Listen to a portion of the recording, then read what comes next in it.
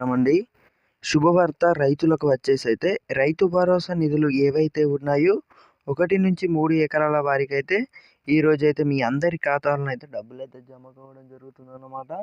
అసలు ఎప్పటి నుంచి డబ్బులనేవి జమ కాబోతున్నాయి?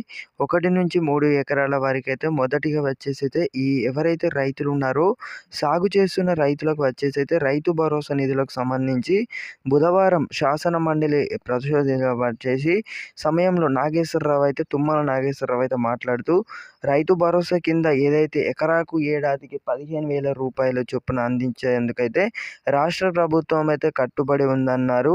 పథకం అమలు కోసం అయితే కొత్త మార్గదర్శకాలను అయితే సిద్ధం చేసేందుకైతే క్యాబినెట్ సబ్ కమిటీ అయితే ప్రస్తుతం అయితే రైతుల నిపుణులైతే ఇది అందరికీ తెలిసిన విషయమే. అలాగే రైతుల అభిప్రాయాలు తెలుసుకొని మనకు అతి త్వరలోనే రైతు భరోసా నిధులు వచ్చేసి ఆగస్టు 6 నుంచెల్లయితే రైతు భరోసా నిధులు అయితే ప్రారంభం కానుంది.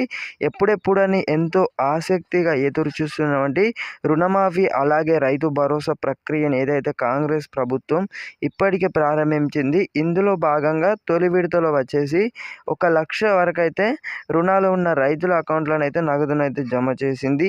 ఇచ్చినటువంటి హామీ మేరకు ఆగస్టు 15 లోపు 2,00,000 మేరకు అయితే రుణమాఫీ ప్రక్రియను అయితే పూర్తి చేస్తామని అయితే ప్రకటించింది. రేవంత్ రెడ్డి ప్రభుత్వం రుణమాఫీ తర్వాత ఇప్పుడు అందరి దృష్టి రైతు భరోసానైతే పడింది. ప్రభుత్వం వచ్చిన వెంటనే రైతు బంధు పథకం కింద ఇచ్చేటువంటి ఏదైతే 10,000 పెట్టుబడి సాయాన్ని 15,000కు పెంచి రైతు భరోసా పేరుతో ఇస్తామని అయితే కాంగ్రెస్ పార్టీ హామీ ఇవ్వగా, తాజాగా వ్యవసాయ శాఖ మంత్రి తుమ్మల నాగేశ్వరరావు అయితే రైతుల అభిప్రాయాలు అయితే తెలుసుకొని అయితే మార్గదర్శకాలు ఎలా ఉండాలని ఎలా ఉండాలి ఆ మార్గదర్శకాలు అర్హులందరికీ కూడా రైతు భరోసా పథకం అయితే లభిస్తుంది. అలాగే కౌలు రైతులకు వచ్చేసి కూడా రైతు భరోసా వ్యవసాయం పెట్టుబడి సాయం కోసం రాష్ట్రంలోని రైతుల నిరీక్షణ మరికొంత కాలం కొనసాగనే అవకాశం ఉంది.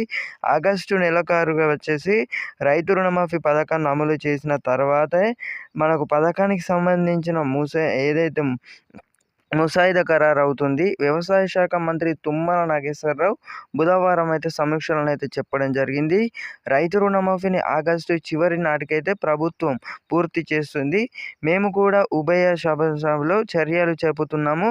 రైతు భరోసా కోసం అర్హత ప్రణాళికతో సహా కొత్త మార్గదర్శకాలను అయితే ఖరారు చేసే ముందు సభ్యులందరి నుండి సలహాలు అయితే తీసుకుంటామని అయితే ఆయన చెప్పడం జరిగింది. ఛానల్కి ఎవరైతే కొత్తగా చూస్తున్నారో వెంటనే సబ్స్క్రైబ్ అయితే చేసుకోండి. ఇలాంటి లేటెస్ట్ అప్డేట్స్ వచ్చినప్పుడు మేము ముందుగా తెలుసుకోవచ్చు. Thank you guys.